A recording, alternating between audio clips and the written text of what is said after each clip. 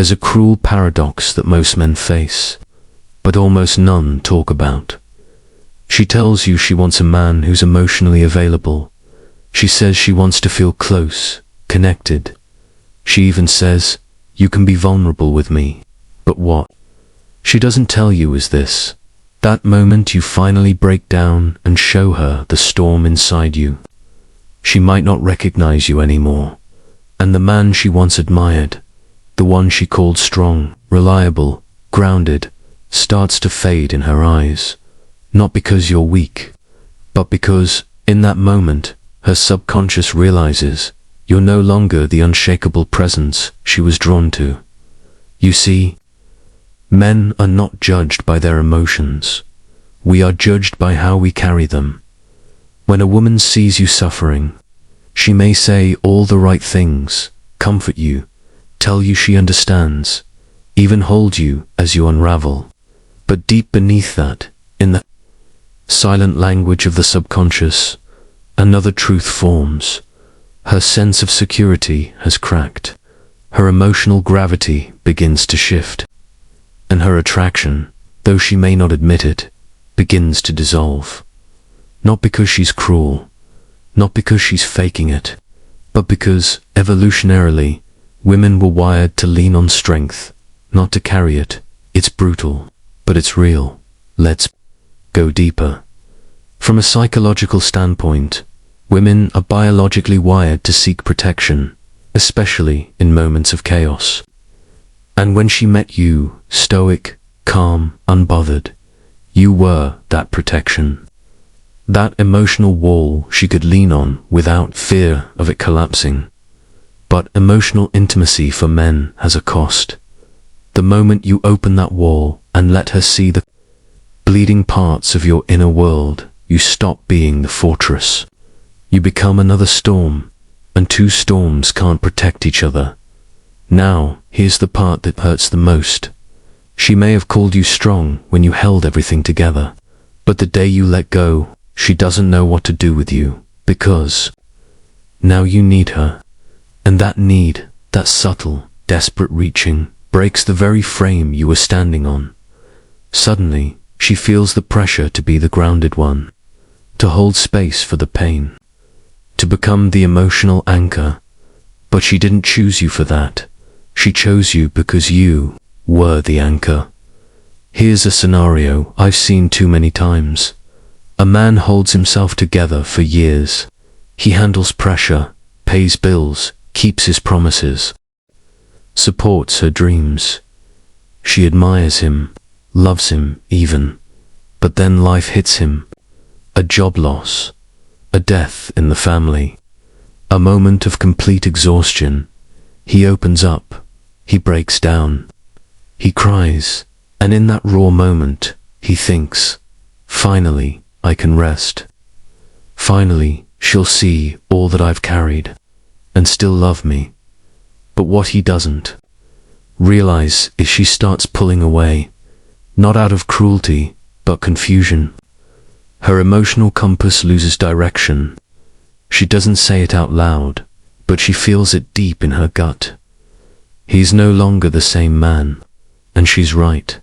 He exposed a version of himself she wasn't built to carry, because he believed emotional safety meant being able to fall apart in front of her. But what he forgot is women don't fall in love with brokenness. They fall in love with the man who knows how to carry his pain in silence.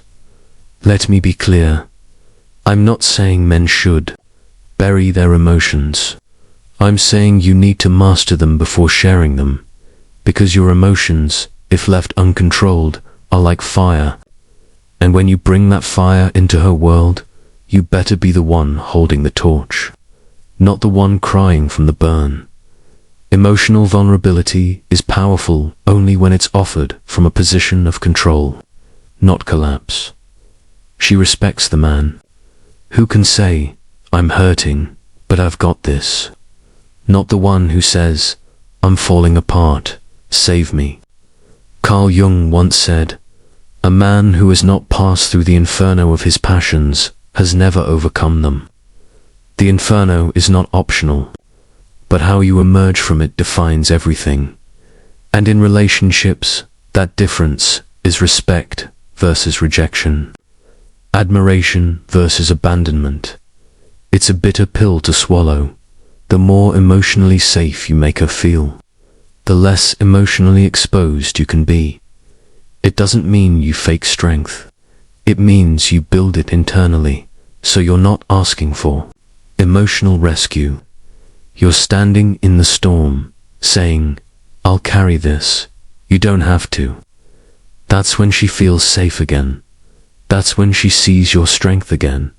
And that's when she stays. But if you break, and stay broken, she might never see the man she once called strong. Most men don't realize that their strength often becomes too reliable. Not just dependable, expected. Not just admired, taken for granted. Until one day, the very strength that once drew her in becomes the reason she feels nothing when you fall apart. It's a dark truth. When your emotional foundation becomes her emotional crutch, she stops seeing you as a man and starts seeing you as a utility. Let's break this down. In the early stages of attraction, women are magnetized to masculine presence, that calm, unshakable energy that doesn't react emotionally, doesn't demand, doesn't flinch under pressure. You become her emotional gravity, and in your silence, she finds peace. But over time, if you don't set boundaries, this strength turns into emotional servitude. You stop being the mountain. You become her emotional sponge. Every time she feels uncertain, anxious, overwhelmed, she turns to you, not to hear your perspective, not to grow through it, but to offload her chaos and be stabilized. And you oblige, again and again, because you were taught that's what a good man does.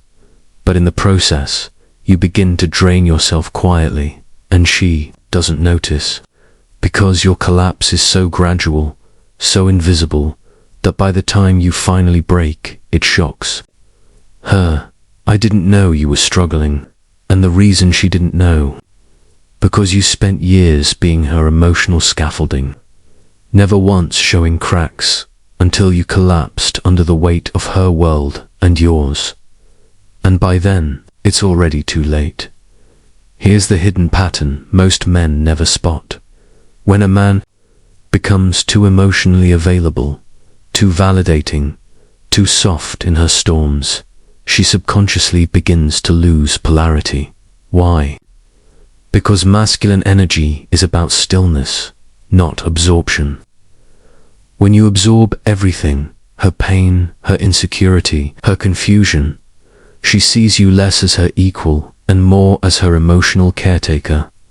And women don't fall in love with their caretakers, they lean on them, until someone else walks in, someone with edge, with tension, with boundaries, and doesn't absorb her chaos. Suddenly, she feels something again, desire, polarity, mystery, not because he's better, but because he's not emotionally available on demand.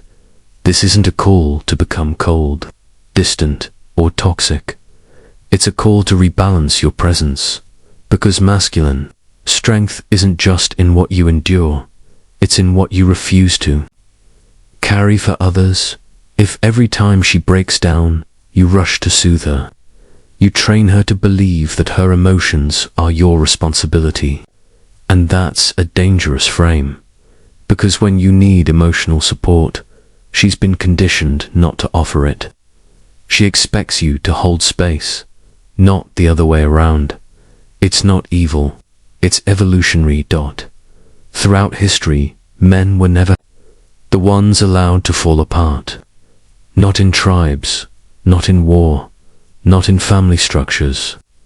The moment a man broke down in battle, people died. The moment he panicked, his tribe suffered. So biologically, women never evolved the capacity to desire emotional dependence in men.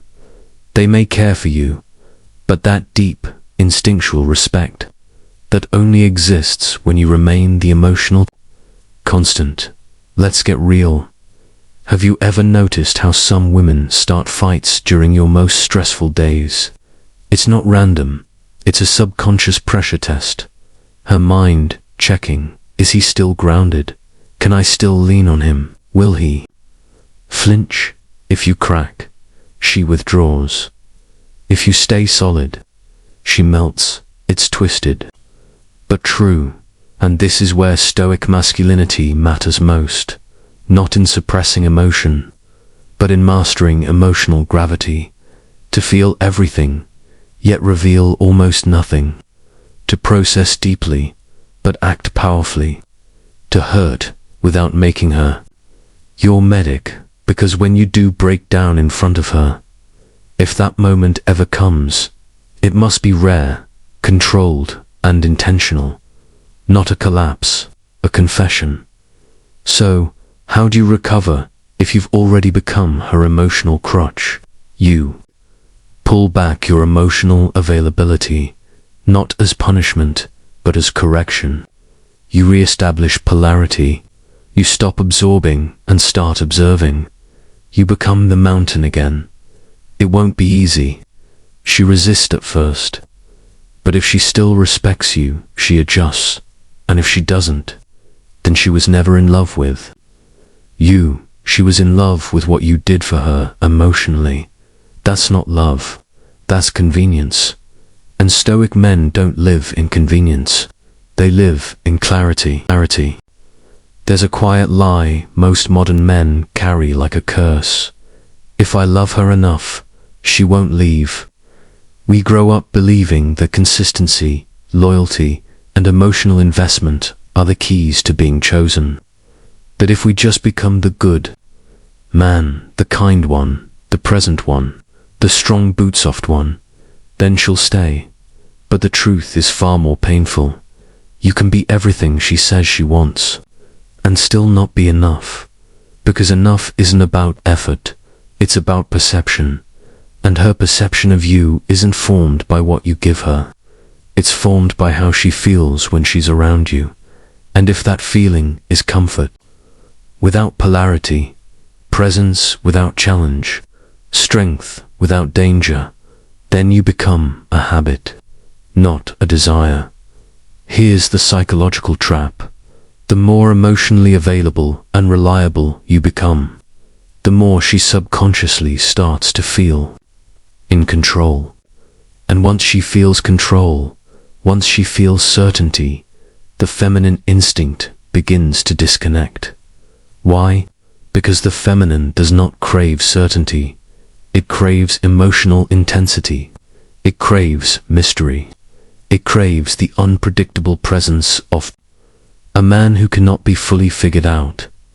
When you give her everything, your attention, your consistency, your loyalty without boundaries, she loses the emotional edge that once made you magnetic. She doesn't know why. She just knows something's missing. And when something's missing, she starts to pull away. Not always physically.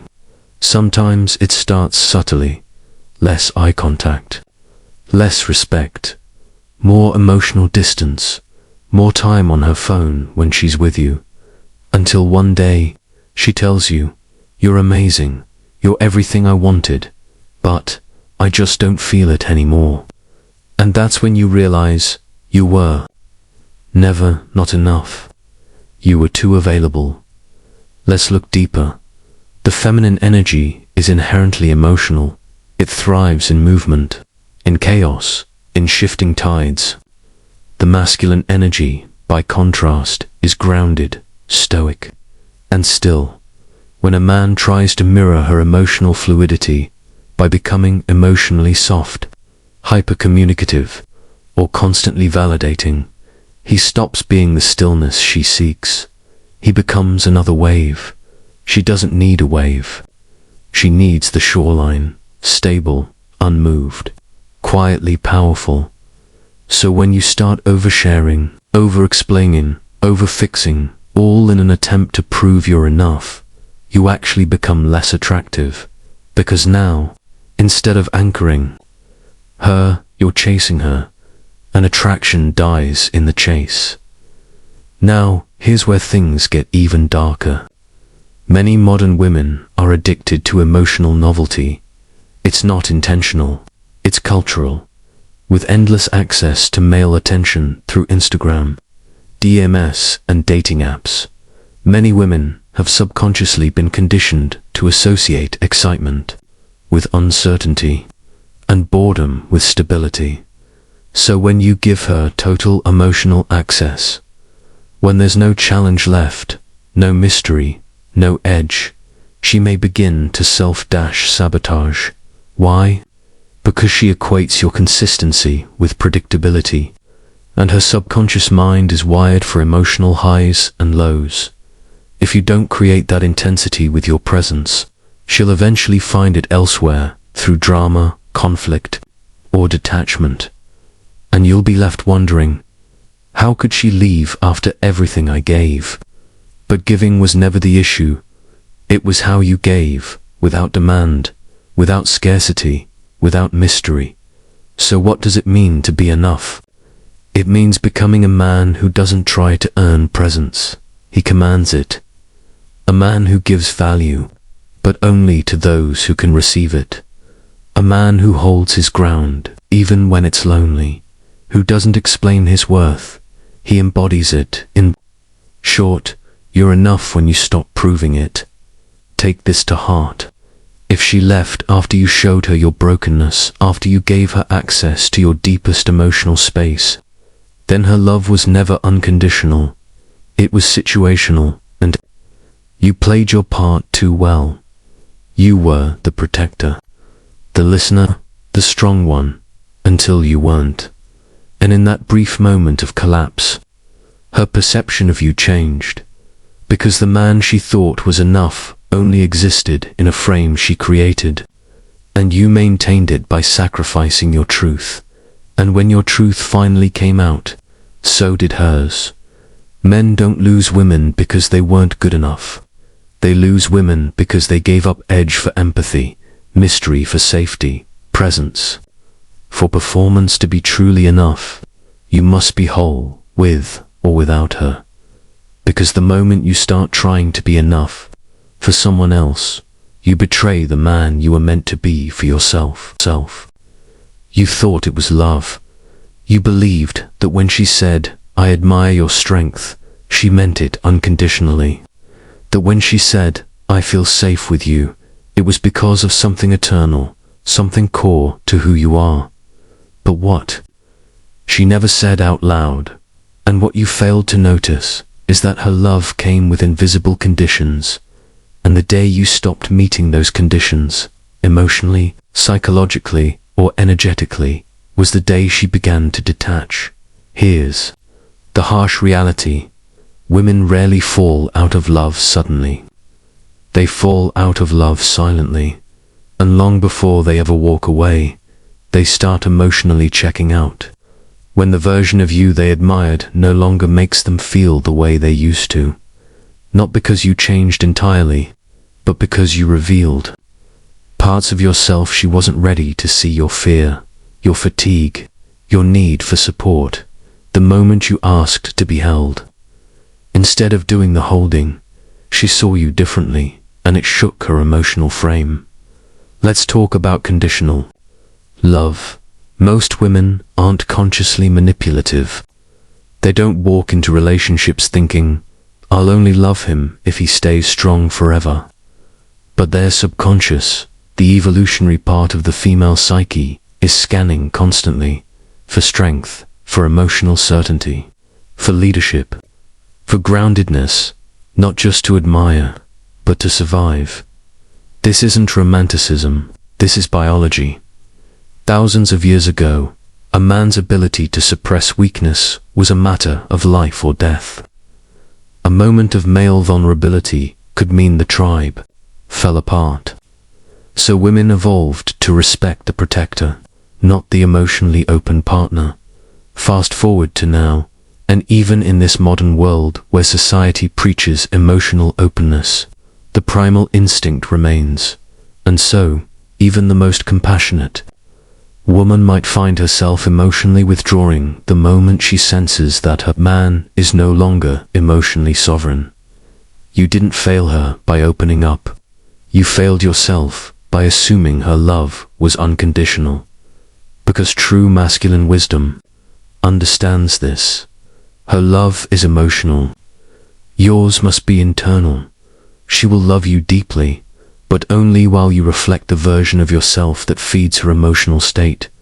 When you stop providing that, not just in behavior, but in energy, she feels disconnected, confused, repelled. Even she won't say it. She may not even understand it, but she'll feel it, and that feeling, it will begin to erode the bond. Quietly, steadily, until all that remains is a man wondering what changed. I gave her everything, but the truth is, you gave her everything on the condition that she would love you back the same. And she only loved you on the condition that you stayed emotionally invincible. It was never truly unconditional for either of you. Let me give you an example that plays out in thousands of breakups. Every day, a man dates a woman for 2 years. He's her rock, emotionally consistent, always supportive, financially stable. She praises him constantly. You're the strongest man I know. Then he hits a wall, loses his job, his purpose. Maybe his father dies. For the first time, he leans on her emotionally. He tells her, I don't know who I am right now. I feel lost. I need you. And in that moment, he believes he's earned that right. That after everything he's given, he can now ask for some emotional shelter. But instead of deepening the bond, she starts to grow cold, withdrawn, less interested, less affectionate. She still smiles, still says, I love you, but the fire is gone, and within weeks, so is she. You must understand, the conditions of her love were tied to your emotional performance, and the moment that performance cracked, so did the illusion. That's why women will often say, I miss the old you, because the old you was strong, stoic, powerful, emotionally grounded. The new you, the one who broke down, feels unfamiliar, not because he's weak, but because she wasn't prepared to see him that way. She loved the story of your strength, but not the reality of your humanity. So what do you do now? You grieve. Not just the woman, but the illusion you had about what love really is. You learned that her love might have been real, but it was never unconditional. And you stopped trying to make your emotional needs her responsibility. Because the moment you place your emotional survival in someone else's hands, you've already lost yourself. So if she called you strong, but left when you broke down, it wasn't your pain that scared her. It was the realization that you're human, not a god. And her subconscious was never in love with a man. It was in love with an ideal. Now you know. The mask has fallen. The truth is bare.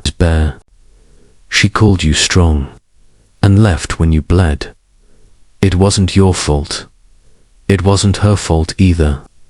It was the inevitable collapse of a myth, that love, as we imagine it, is unconditional, eternal, and blind to weakness. Now you know better, and the man who emerges from this truth is no longer chasing affection, understanding, or emotional safety.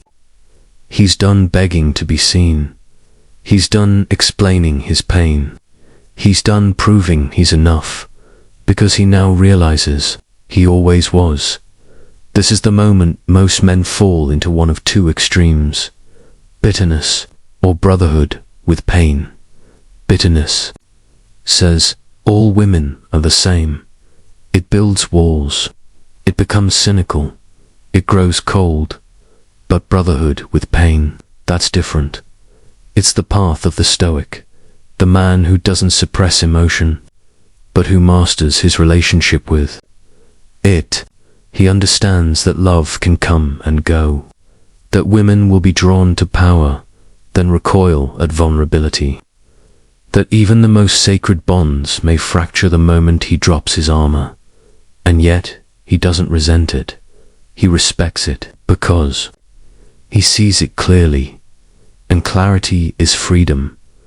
This version of you, the resurrected man, doesn't hate women. He simply doesn't rely on them. He loves deeply, but never obsessively. He gives without attachment. He feels everything, but shows only what is earned. He doesn't confuse emotional exposure with emotional weakness.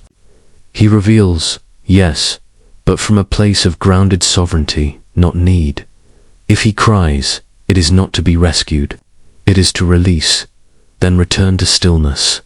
If he opens his heart, it is not to be validated. It is to connect, then detach with dignity. If needed, this is the man who can lose everything and still sit calmly in the silence, not because he doesn't feel, but because he knows the feeling is not who he is. You may think, but doesn't that make me cold, detached, robotic? No, it makes you immovable. It makes you the kind of man who doesn't need emotional safety from others, because he's created it within himself. It makes you rare in a world where men either fall apart or pretend they never feel. The Stoic man lives in the space between. He is both wolf and monk, emotionally aware, but never enslaved by emotion, open but not exposed. There is a deeper layer to this. Transformation, once you internalize the truth that love is often conditional, and emotional strength is your own responsibility, something incredible happens. You stop being addicted to her reaction. Her distance doesn't rattle you. Her approval doesn't define you. Her leaving doesn't destroy you, because you no longer seek safety in her. You've built it within. You become the man she can't control, can't predict, and most of all, can't replace. Why? Because most men crumble under feminine withdrawal, but you resurrect. Let's be brutally honest. She called you strong because she saw you as a provider of emotional security. But when you showed your wounds, not as scars but as fresh bleeding cries for help, she recoiled. Not out of cruelty, but instinct. So now, you become the man who carries those wounds silently, integrates them, and turns them into power. You walk with the weight, but no limp. You speak less, but your silence screams. You love again, but not recklessly. You give again, but not without boundaries. You become, finally, the man who doesn't need to be called strong, because his very presence says it all.